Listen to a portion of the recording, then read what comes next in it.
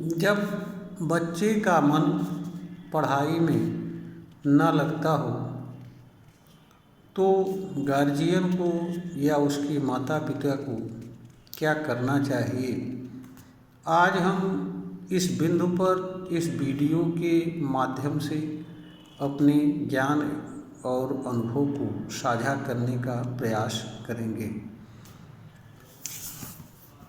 सामान्य रूप से हर माता पिता या अभिभावक अपने बच्चे को पढ़ने के लिए कहता है और उसे समझाता है, वह चीज़ें उपलब्ध कराता है जो बच्चे के पढ़ने के लिए आवश्यक होती हैं। अगर इसके बाद भी बच्चा नहीं पढ़ता है तो गार्जियन को बच्चे को मारना पीटना नहीं चाहिए। ज़्यादातर गार्जियन बच्चे पर ज़बरदस्ती पढ़ने के लिए दबाव बनाते हैं। यह तरीका उचित नहीं होता है।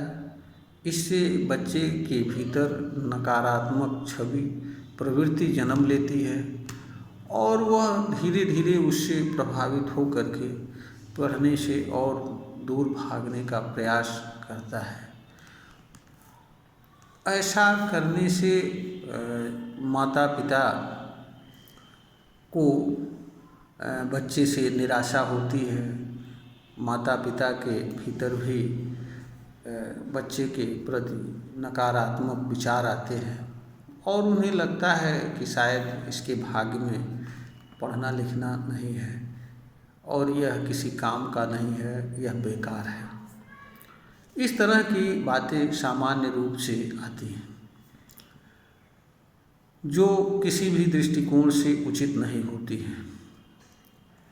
माता पिता को यह चाहिए कि अगर उसके बच्चे का मन पढ़ाई में नहीं लग रहा है तो सर्वप्रथम उसे पढ़ाई के महत्व को बताना चाहिए, उससे होने वाले लाभ को बताना चाहिए और न पढ़ने से होने वाली हानि को बताना चाहिए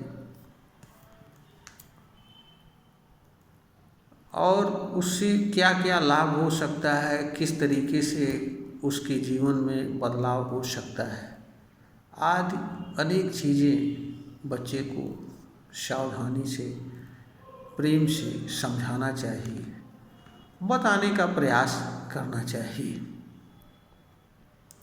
यह सब करने के बाद भी अगर बच्चा का मन पढ़ाई में नहीं लगता है तो भी गार्जियन को या माता पिता को घबराने की ज़रूरत नहीं होती है और ना ही घबराना चाहिए। इसके उपरांत बच्चे को जानने का प्रयास करना चाहिए कि आखिर में वह क्या चाहता है। बच्चे से प्रेम से बिना किसी दबाव के पूछना चाहिए, जानना चाहिए कि वह क्या चाहता है। इसके अतिरिक्त बच्चे द्वारा की जाने वाली गतिविधियों पर सावधानी एवं सतर्कता से नज़र रखनी चाहिए। यह देखने का प्रयास करना चाहिए कि बच्चा का मन किन चीज़ों में लगता है, किन चीज़ों को करने में उसकी रुचि अधिक दिखती है, किस तरह की चीज़ों को वह बार बार करने के लिए प्रेरित होता है, बार बार करने का प्रयास करता है।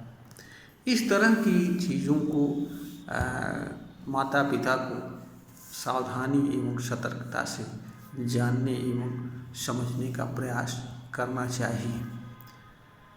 इसका कारण यह है कि हर बच्चे के साथ जो विशिष्ट प्रतिभा एवं गुण तथा कला छिपी रहती है वह अलग अलग होती है। बच्चा जन्म से अपने भीतर छिपी प्रतिभा एवं गुण तथा कला से जुड़ता है।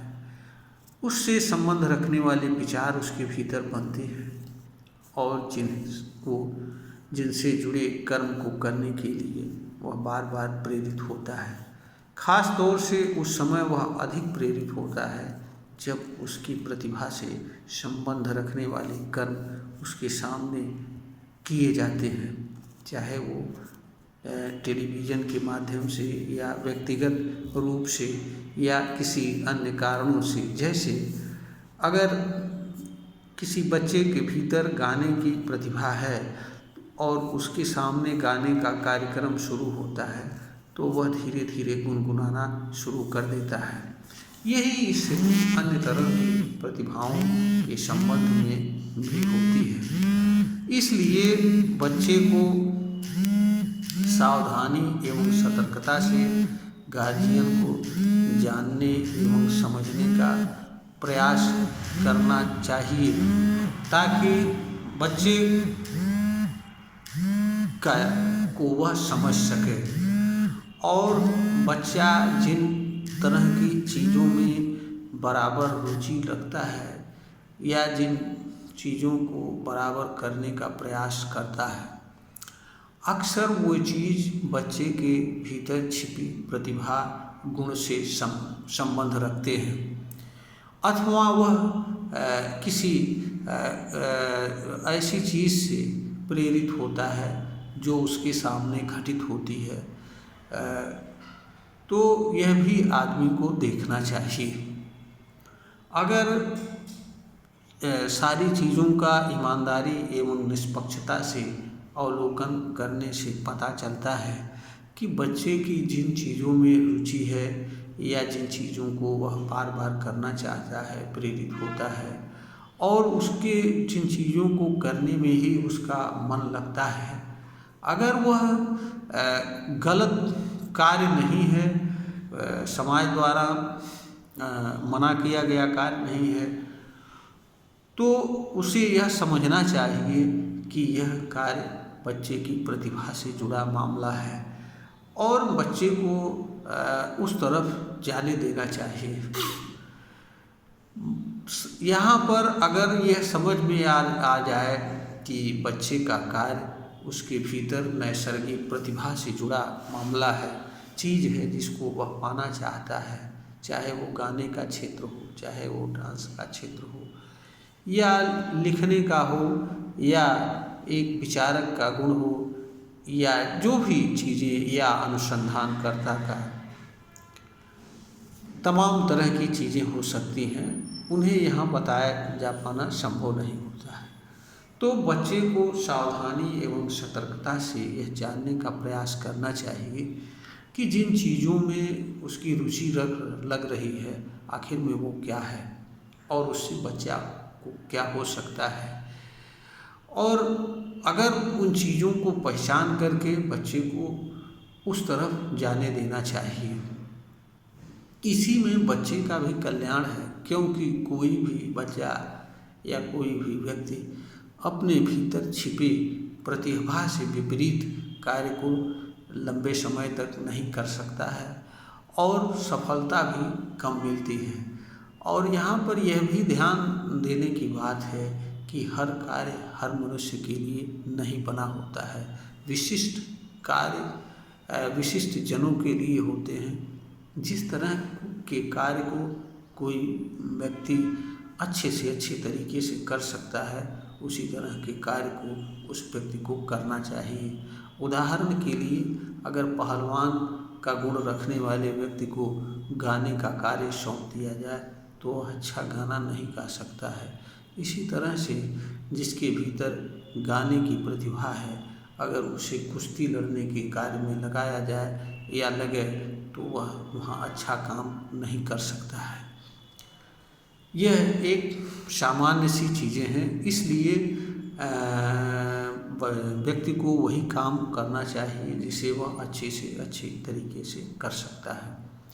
इसके अलावा यह भी देखना चाहिए कि जो चीज़ बच्चे को पढ़ाई जा रही है वह उसकी समझ में आ रही है या नहीं आ रही है, क्योंकि बहुत बार बच्चे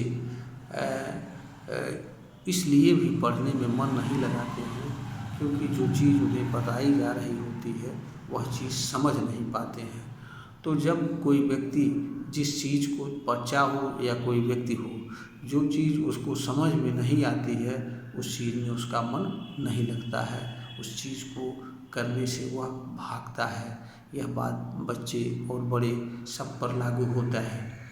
इसलिए मात्र बच्चे को पढ़ाने के लिए प्रेरित करने के बजाय यह भी देखा जाना चाहिए, यह भी जानना एवं समझना चाहिए कि बच्चा को जो चीज़ बताया जा रहा है वह समझ पा रहा है या नहीं पा रहा है, अथवा जिस कार्य को करने के लिए कहा जा रहा है वह कर सकता है या नहीं कर सकता है। हर पहलुओं को सावधानी से, सतर्कता से माता पिता को जांच परख करके किसी तरह का निर्णय लेना चाहिए। फिर भी और उसे शिक्षा के महत्व को बता करके उसे उस कार्य को करने के लिए प्रेरित करना चाहिए। बहुत सारे बच्चे ऐसे होते हैं जो शुरू में अच्छा नहीं पढ़ाई में होते हैं, परंतु बाद में बहुत अच्छा निकलते हैं। सिर्फ और सिर्फ एक ही चीज़ माता पिता को ध्यान में रखना चाहिए कि उसका बच्चा किसी गलत कार्य में न इन्वॉल्व हो, कोई गलत मार्ग न पकड़े। शेष अगर वह किसी भी क्षेत्र में जाना चाहता है, कुछ बनना चाहता है, तो उसे मना नहीं करना चाहिए, बल्कि उस क्षेत्र में जाने के लिए जो भी जरूरी चीज़ें यथासंभव हो उपलब्ध कराना चाहिए। और यह भी प्रयास बच्चे को बताना चाहिए कि यह कार्य तुम पढ़ते हुए करो। तो बहुत सारे बच्चे पढ़ाई में सामान्य होते हैं, परंतु अन्य क्षेत्रों में वो बहुतों से बहुत आगे होते हैं। इसलिए कोई ज़रूरी नहीं है कि पढ़ाई में हर बच्चा अच्छा हो, अच्छा मार्क्स लावे, इसका भी कोई महत्वपूर्ण नहीं है। और पढ़ाई का उद्देश्य मात्र पैसा कमाना या नौकरी प्राप्त करना ही नहीं होता है, या कोई बहुत बड़ा बिजनेस बनाना ही नहीं होता है। शिक्षा का उद्देश्य ज्ञान, और ज्ञान का उद्देश्य एक सच्चा मानव बनाना होता है, एक मनुष्य को सच्चा मानव बनाना होता है, मानवीय गुणों का विकास करना होता है, ताकि वह स्वयं ही नहीं बल्कि दूसरों के लिए भी उपयोगी हो। यही मनुष्य और मानव समाज दोनों के हित में है। इस बात को हर किसी को समझना चाहिए। इसलिए अगर कोई बच्चा बहुत अच्छा पढ़ने में नहीं है तो इसका मतलब यह नहीं समझना चाहिए कि वह बच्चा बेकार है और वह बच्चा आगे कुछ कर नहीं सकता है। कम पढ़ने वाले या सामान्य रूप से पढ़ने वाले बच्चे दूसरे क्षेत्रों में बहुत अच्छा कार्य करते हैं और बहुत सारे लोगों के लिए उपयोगी साबित होते हैं। इसलिए मात्र पढ़ाई के आधार पर और मात्र परीक्षा में मिलने वाले अंक के आधार पर किसी बच्चे का मूल्यांकन नहीं करना चाहिए। बच्चे का मूल्यांकन उसके भीतर छिपी प्रतिभा, गुण, कला तथा जिस चीज़ को वह अच्छा से अच्छा कर सकता है उस क्षेत्र में लगाना चाहिए और उसके आधार पर उसका मूल्यांकन करना चाहिए। तो इससे फ़ायदा यह होगा कि बच्चे और माता पिता के बीच उचित तालमेल रहेगा। बच्चा माता पिता को कभी अपना विरोधी नहीं समझेगा बल्कि सहयोगी समझेगा और इससे फ़ायदा यह होगा कि बच्चे का समुचित विकास होगा और माता पिता का स्नेह और संबंध भी बच्चे के साथ हमेशा जुड़ा रहेगा और माँ बाप भी बच्चे के लिए हमेशा सहयोगी की भूमिका में लगे रहेंगे। यह वीडियो ज्ञानवर्धन ही बनाई गई है। अगर श्रोतागण को ज्ञानवर्धन के योग्य यह वीडियो प्रतीत हो रही हो तो इसे लाइक करें, शेयर करें, सब्सक्राइब करें। इसी के साथ हम अपने समस्त श्रोतागण को नमस्कार करते हैं।